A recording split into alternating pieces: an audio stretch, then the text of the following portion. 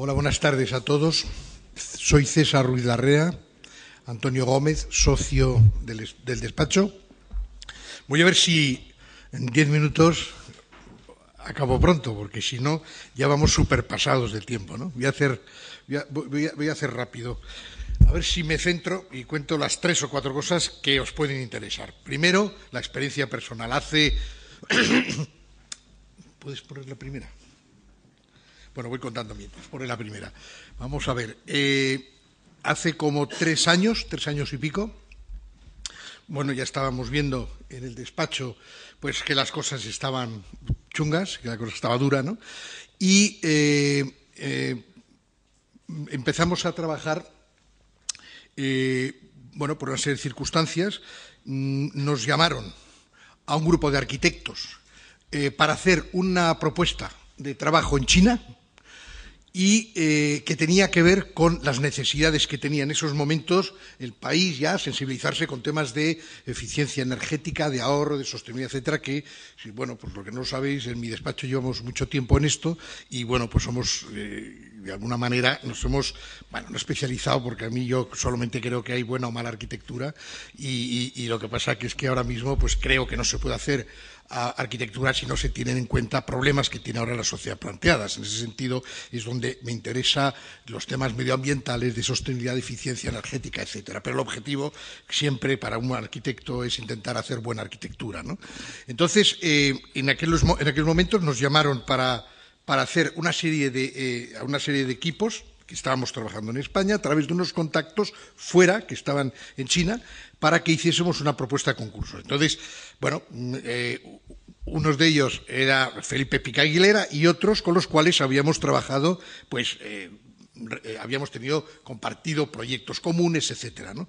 Y entonces, en vez de concursar otra vez de nuevo, dijimos, oye, ¿por qué no intentamos agruparnos, asociarnos y no seguir compitiendo, que ya estamos hartos de competir entre nosotros aquí en España? ¿Por qué no intentamos hacer una propuesta colectiva y tal? Y el que movió todo esto es un empresario que tiene una empresa que se llama SP, que es un conjunto de empresarios que están ligados en algunas de sus empresas al tema de la construcción, prefabricados Pujol, que os sonarán a vosotros, que es una de las grandes industrias de prefabricación en España, y habíamos trabajado con ellos en algunos edificios aquí, ¿no? Entonces dijimos, oye, pues vamos a juntarnos, vamos a unirnos y vamos a intentar ir allí y hacer un paquete donde además el empresario es el que nos hace lo que nosotros no sabemos, el que gestiona, el que habla, el que dice, el que cierra los contratos, el que prepara todas las condiciones de abogados, bueno, todos los temas esos que realmente los profesionales y más los de nuestra generación, que hemos tenido, bueno, otra formación y otra manera de entender el estudio de una manera muy personal, muy vinculada al arquitecto y, por tanto, pues esa especie de organización piramidal que hemos heredado de nuestros maestros, pues yo lo he tenido que pegar un giro de 180 grados, he tenido que empezar a entender transversalidades, trabajar en organizarnos de una manera totalmente distinta, empezar a entender lo que es la sinergia común, olvidarnos del nombre. Entonces hemos aparecido y nos llamamos OSA, que es Oficina para una Arquitectura Sostenible, que es Office for Sustainable Architecture, que en inglés mola más, ¿no? Pero que nos ha permitido unirnos, Pica Aguilera, RLA, y no se nos ha olvidado poner aquí SP, que es la empresa de los promotores que lo lleva, sobre todo Paco Francisco Concejo. Entonces empezamos a trabajar hace 4 años y dentro de los esquemas, digamos, que ha contado Sergi antes, pues estaríamos en el esquema de ir allí a abrir empresa, e ir a abrir trabajo con el know-how que realmente los arquitectos españoles y en general todos los técnicos en este país tienen, ¿no? Y dando el valor añadido de lo que nos interesa en el despacho, que es implicar en temas de clima, en temas de medio ambiente, de sostenibilidad, etcétera, etcétera. Entonces, eso nos empezamos a viajar, absolutamente de acuerdo con todo lo que se ha dicho. Salir fuera es hacer una inversión anual muy potente y menos de 12 viajes, 10, 12 viajes, no te los quita nadie. Como somos varios socios, pues ya los hemos compartido.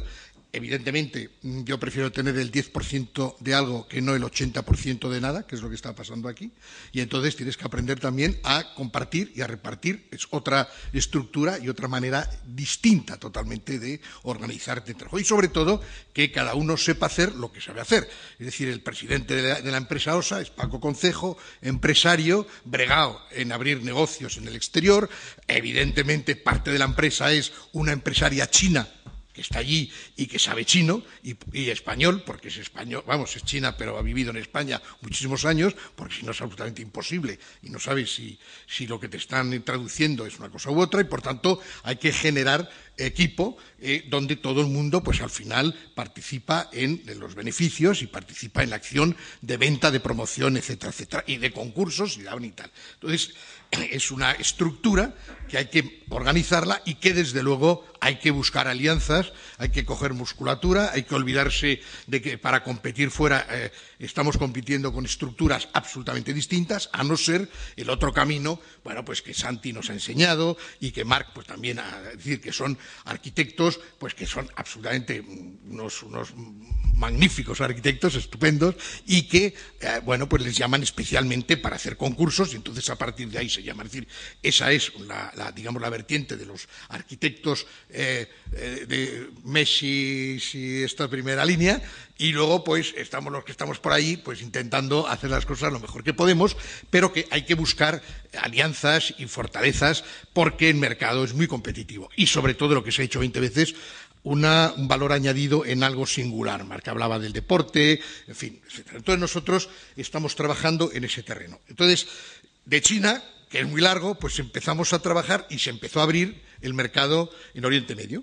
Habíamos ido hacía tiempo a ver unas cosas allí, habíamos empezado a trabajar, a contar algunas cosas en Dubái, en fin, conocemos, tenemos relaciones, vínculos en Dubái y tal, y apareció lo de Qatar y digamos que la empresa o la gente de la empresa, el presidente, etcétera, va a Qatar y empieza con las relaciones, con los contactos y, sobre todo, a vender el servicio que nosotros ofrecemos en el tema, sobre todo, del ahorro, de la eficiencia, de la sostenibilidad de energías, etcétera, etcétera, y de hacer la arquitectura desde otros parámetros totalmente distintos.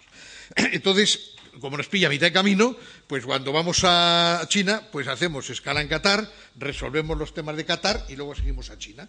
Es agotador, os puedo decir que es un cansancio de viajes y tal, pero bueno, esto es lo que hay y esperemos que por lo menos nos dé para aguantar este tirón que hay aquí y podamos consolidar la empresa. Bueno, esto es la imagen de Doha. Bueno, lo primero que nosotros hemos posicionado es en poner en crisis y ser muy combativos, desde nuestro punto de vista, de esta manera de hacer ciudad. Es decir, esto es la cultura anglosajona, esto puede ser la bahía de cualquier país ahora mismo en vías de desarrollo, da igual que sea Shanghai, Qingdao, Doha, Dubái, es exactamente igual, son unos pirulís puestos ahí con más o menos fortuna formal, desarrollada por la cultura anglosajona que ha entrado, ¿verdad?, a vender sus motos y que te ponen edificios de muros cortina en mitad del desierto, que es una cosa absolutamente aberrante y absolutamente estúpida, ¿no? Porque resulta que tienen que gastarse 100.000 veces más en energía para poder luego sacar toda esa energía que han metido a través de esos muros cortina, y entonces todo esto pues hemos ido a cuestionarlo, a ser de alguna manera beligerantes con ello y a plantear lo que nosotros entendemos que hay que hacer la arquitectura allí distinta, que tiene que ver con lo que hablaba Santi, pero más vinculada a temas del funcionamiento y de la energía como material de proyecto. En ese sentido pasa, bueno, pues esta es la bahía de Doha. Mar, ¿no? El mar, un mar que, como sabéis, tiene una relativa profundidad, no es mucha, una gran superficie de agua que está siempre en un sistema de evaporación. Y pasa el desierto construido por el viento. Agua, viento, mar, desierto, pasa. Y esto es la herramienta que tenemos allí. Es decir, es un clima que, más o menos veáis arriba unas curvas, quiere decirse que el potencial que hay, el material de proyecto que a mí me interesa, en este caso es precisamente el viento, es la humedad, las diferencias que hay, porque hay unos cambios de humedad, a lo mejor desde un 20, un 30% en hora del día y sube a 90% con unas diferencias de temperatura a lo mejor entre 20 y 50 grados.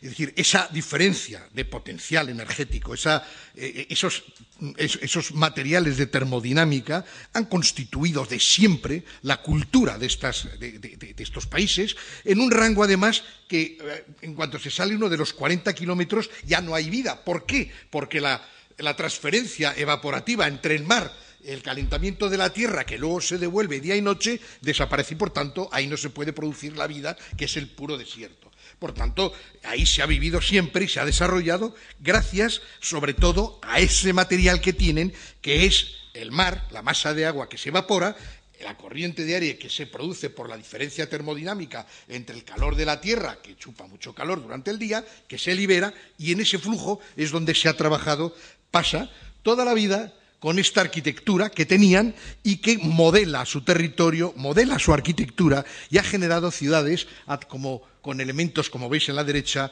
que son las Torres del Viento, que yo he viajado por algunas de Oriente Medio y os puedo decir que hay ciudades de hace 3.000 años que siguen funcionando con sistemas pasivos y bajando temperaturas hasta 7, 8 y 9 grados, el confort dentro de las habitaciones, con unos sistemas absolutamente increíbles, que son, barro, captan el viento, dejan el polvo, lo filtran con unas hojas, ponen unas tinajas aprestadoras, evaporan todo el agua a través de esa circulación y esa aceleración en cambio de sección de la torre, pasa luego por una lámina de agua y dentro del patio y en las habitaciones tienes 8, 9, 10 grados, los que habéis viajado por ahí sabéis de lo que estoy hablando, y con sistemas totalmente pasivos. Eso es cultura de ese sitio, eso es material de ese sitio y esa es la arquitectura, eso es lo que nosotros, personalmente yo creo que es donde podemos trabajar y aportar para hacer un cambio radical en estas arquitecturas que lo único que hacen es, sobre todo, consumir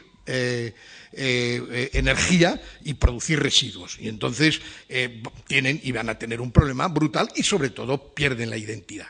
Y curiosamente ya empiezan, ya lo hemos visto antes, empiezan ya a entender y a solicitar que esa cultura, ese colonialismo arquitectónico y formal les está dejando sin huellas y sin vinculación con su propio país, con su propia cultura. Y ahí la arquitectura, como decía el presidente, es el vehículo más formidable de cultura y ahí es donde podemos trabajar en ese sentido y la experiencia de este país y nuestra en estos territorios, bueno, pues yo creo que es fundamental. Por eso, trabajando en esta línea, bueno, pues esto es una de las ciudades, veis, compactas, con patios, etcétera, y abajo, y aquí tenéis las maravillosas Torres del Viento, que ahora ya en Dubái, por ejemplo, cuando vas allí, se han convertido puramente en farolas decorativas y ya no se utilizan. Y entonces son mecanismos que crean este skyline. Las ciudades han sido así hermosísimas. Fijaros la preciosidad de arquitectura, la potencia que tienen cuando las cosas responden a una razón de ser y las formas son el resultado de responder a todas las solicitudes que el lugar tiene, y ahí esa arquitectura es una sugerencia para hacer y para poder trabajar alejada totalmente de lo que se está imponiendo en otras zonas. Pasa, así rapidito. Preciosa, ¿no? Pasa. Bueno, mecanismo, lo de las flechas, ya sabéis lo que es, como entra, sale, bim, bim, es un mecanismo solamente muy fácil de movimiento del aire, enfriamiento, se evapora, tal, no voy a daros la barrila de todo esto, el que quiera más, bien, y se lo cuento, pero va por ahí. Y luego tenemos también los temas de inercia, los temas de aislamiento, etcétera, etcétera. Son materiales del proyecto de arquitectura y de los arquitectos. Y los arquitectos, yo creo que llevamos mucho tiempo ensimismados en resoluciones siempre más puramente formales. Occidente, uno de las crisis viene, yo creo, también dada porque fue necesaria una revolución de la forma para cambiar precisamente los modelos de vida sociales que el anterior siglo, hablo del XIX, había dado a la población, y se requirió un nuevo lenguaje, una nueva arquitectura que generó su propia forma. Creo que ahora esa forma se ha convertido ya en un manierismo exacerbado, está cerrada en sí mismo y Occidente está autorreferenciándose, y ya no digamos lo que está pasando en los centros de docencia. Es decir, es una repetición casi académica sobre formas que se heredan y se copian de los mecanismos y de las revistas al uso, y que ya todo el mundo sabe de lo que tiene que hacer, depende de quién es el profesor o quién le gusta o quién es el concurso, y entonces todo aquello, salvando siempre las buenas excepciones, ¿no? Pero en general sabéis de lo que me estoy refiriendo, y por tanto el arquitecto tiene que volver a retomar el conocimiento de su oficio, de su técnica, de aquel material que le va a permitir ser riguroso y por tanto libre para hacer arquitectura, y a través de ella generar las nuevas formas que demandan los problemas de la sociedad que tenemos ahora, y que son problemas medioambientales, problemas de energía, problemas de consumos, de habitabilidad, etcétera, etcétera, etcétera. Eso que se llama sostenibilidad, pero de que tanto decirlo se ha banalizado, que aquel que no sea sostenible no sale en la foto, y se oyen las mayores disparates, eso sí, sostenibles. Entonces, yo creo que el arquitecto, porque Eurovegas nos lo van a vender, ya veréis, como un material sostenible al tiempo, ya veréis. Pero yo creo que lo que tenemos que hacer es exigir desde nuestra profesión ese conocimiento, ese oficio, para decir, oiga usted, no, hay que hacer las cosas con rigor y con ciencia, ¿no? Bueno, ¿en cuál estás? Bueno, esto es algo que conocemos, ¿no? El agua, los patios, las sombras, bueno, maravilla, ¿no? Las sombras. Bien, entonces, nuestros socios contactan allí, estamos trabajando. Hemos montado oficina en Doha, tenemos licencia para actuar, todos los papeles y esas complejidades que hay que hacer los lleva toda la parte de la empresa que saben hacer de esas cosas, administrativos, empresarios, etcétera, porque nosotros lo que tenemos que hacer es hacer arquitectura, pensar en arquitectura y trabajar todos en vender un servicio que al final es una manera de responder a los problemas que ellos tienen, y que nosotros nos encargamos de decir cómo lo tienen, o creemos cómo lo tienen o tienen que dirigir. Esto es un resort que nos han encargado, que estamos ahora trabajando en los concept design y los previos y tal, en el cual, en un lugar, como veis ahí arriba, pues es una parcela alargada cerca del mar, y entonces, bueno, aprovechando pues todo lo que os he contado, creamos unas unidades de villas semienterradas, donde estudiamos. Efectivamente, todo el material de proyecto se basa en aprovechar las inercias, los aislamientos, el viento, para producir pues todo esto que os estoy contando. Y entonces trabajamos en hacer unas villas enterradas, semienterradas, con unas torres del viento, que sirven también de miradores, que sirven, ya Le Corbusier las hizo, ¿no? ¿Os acordáis de Chandigarh, ¿no? Esos estudios más maravillosos, ¿no? Los maestros siempre han visto mucho antes, lo que pasa es que al final nos hemos quedado en ver cosas de los maestros que no han sido las que teníamos que ver. Es decir, no solamente los nuestros han sido unos grandes plásticos, eran unos grandes conocedores del oficio y del material de la arquitectura que sabían trabajar. Y eso se ha perdido en las escuelas, no se sabe enseñar y lo estamos olvidando, y de ahí que los arquitectos estemos perdiendo cada vez más espacio para poder desarrollar nuestro trabajo, ¿no? Ya decía también el maestro que la arquitectura es un arte, pero con razón de necesidad. Y ahí es donde tenemos que volver a responder a los problemas que la sociedad tiene. Entonces, pues hacemos unas unidades con su torre del viento, aprovechamos el viento que coja, los sistemas evaporativos. Venga, pasa un poquito y vamos rápido, porque todo esto son todos los trabajos que hacemos. Tenemos ahora pues programas que podemos modelar con Fluent, etcétera, todo el comportamiento del viento, toda la carga que podemos utilizar la casa para que unas horas del día libere y coja más energía, materiales que trabajen en ese sentido. Y vamos trabajando en este pixelado de viviendas, en este pixelado que es esta geometría a la que antes también Santi se refería, pero que la propia vivienda va organizando ese tejido. Por supuesto, el agua allí es absolutamente un material de trabajo, ya no es solamente el agua, ese agua del poeta musulmán que suena, que canta, ¿no? Y que refresca, sino además es un material de reciclaje y de reutilización brutal para volver a ser empleada. y trabajamos sobre una nueva concepción de resort donde se produce una serie de mallas espaciales donde el gradiente, digamos, de habitabilidad de la arquitectura va en función de esa sección en la cual se produce paso. Y aquí vemos la torre, los funcionamientos, bla, bla, venga, sigue. ¿Veis? Esto, pum, pum, y entonces tenemos, y pasa por ahí, sigue.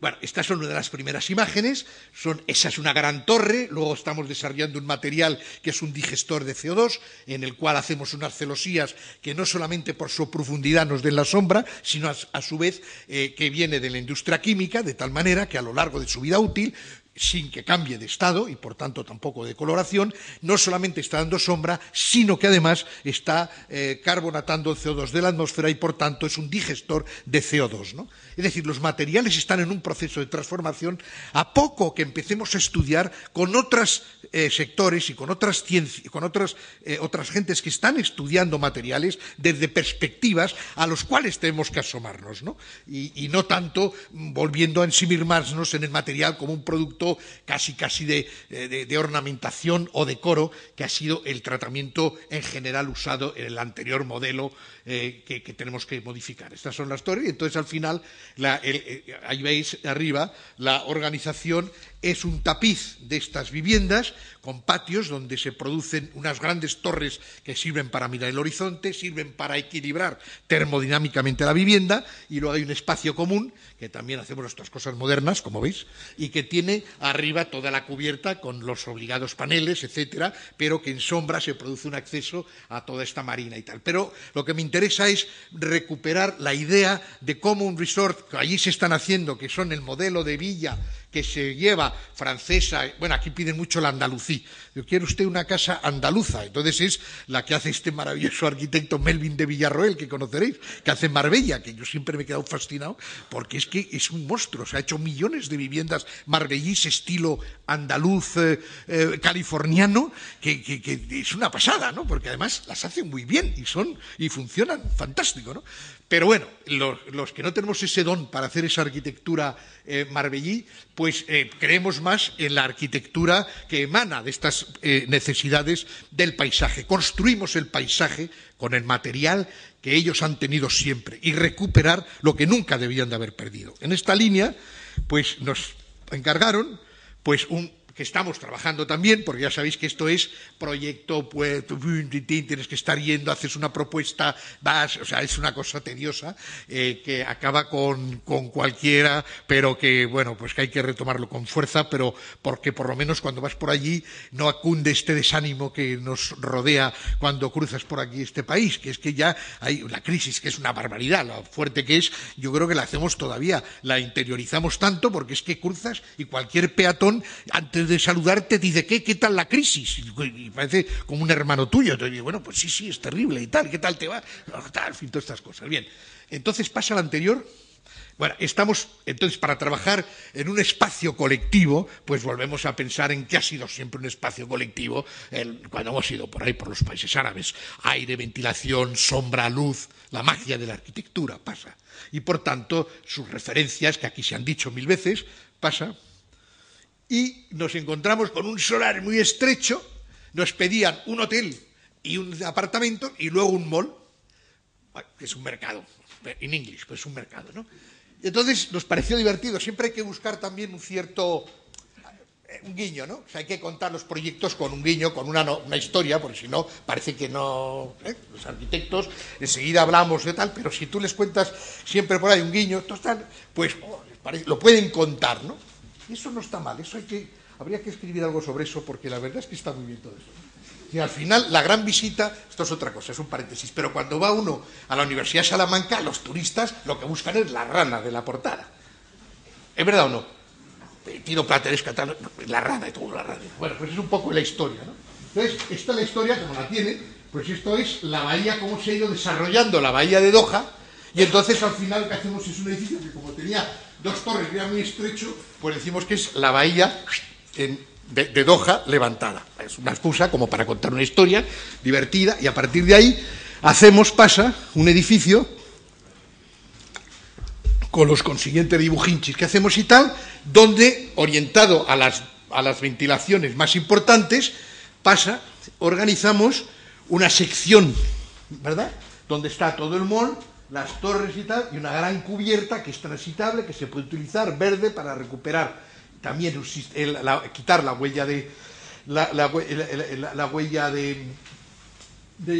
carbono, vamos, la huella verde que quitamos de aquí, la subimos arriba y establecemos todos los sistemas de mecanismo, pues que más bien todos conocéis.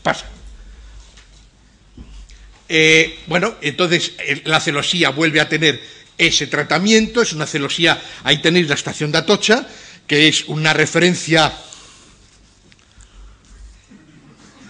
Ya, acabo enseguida. 2 minutos, 3 minutos y acabo.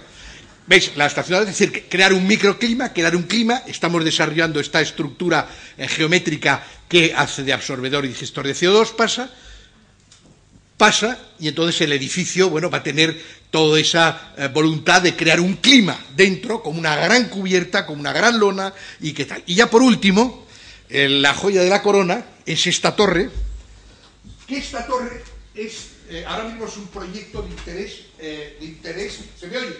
Sí. Vale.